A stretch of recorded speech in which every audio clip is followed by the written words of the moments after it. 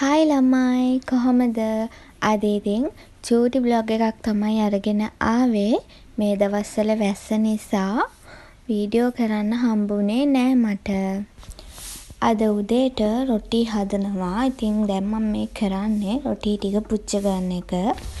මම වැඩි රොටි කන්න කැමති නෑ. හැබැයි පොල් ටිකක් වැඩියෙන් දාලා උණුවෙන් හදපුවාම එකක් දෙකක් කන්න පුළුවන්. මෙන්න මේ විදිහට මම රොටි ටික පුච්ච ගත්තා. ඊට පස්සේ මට අද පොඩි ගවුමක් මහන්න තිබුණා. දැන් මම ඒක මහන තමයි මේ හදන්නේ.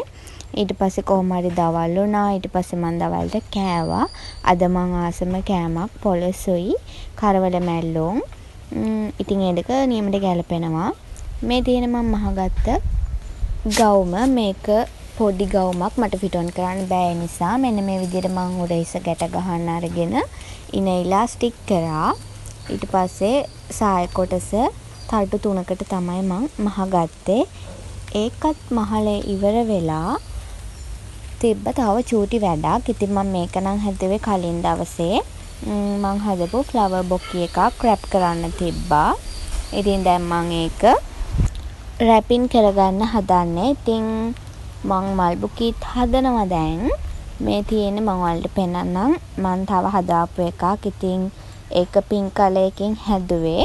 දැන් මේ දෙක මං රැප් කරගන්න ඕන. මං ඔයාලට මේක රැපින් කරගෙන ඉවර වෙලා පෙන්නන්නම්.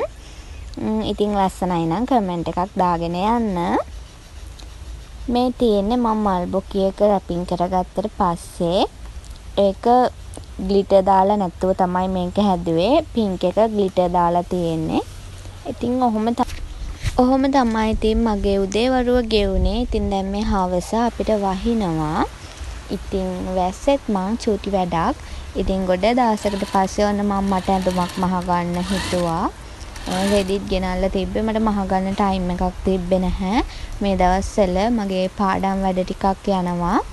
ඒ නිසා ඉතින් ඔන්න මං අද මේක මහ ගන්නවා කියලා හිතුවා. ඊට පස්සේ ඉතින් ඒකත් මැහුවා. මං ඔයාලට මහල ඉවර වෙලා ෆිටෝන් එක පෙන්නන්නම්. මම මහන්නේ ක්‍රොප් ටොප් එකක්. ක්‍රොප් ටොප් එකක් එක්ක පෑන්ට් එකක් මැහුවා කළු පාටේ. ඉතින් මේ තියෙන්නේ මම මහපු එක. ඉතින් මට හිතුණා මේ වගේ එකක් මහලා බලන්න. ඇත්තට මේක ලස්සනට ආවා. මං ගොඩක් සීව්ලස් ඒවා අඳින්න කැමති නැහැ. ඒ වුණාට ඉතින් මට හිතිලම තමයි මම මහගත්තේ මේ පාර try කරන්න. ඉතින් ওই විදිහට තමයි ඒක ආවේ.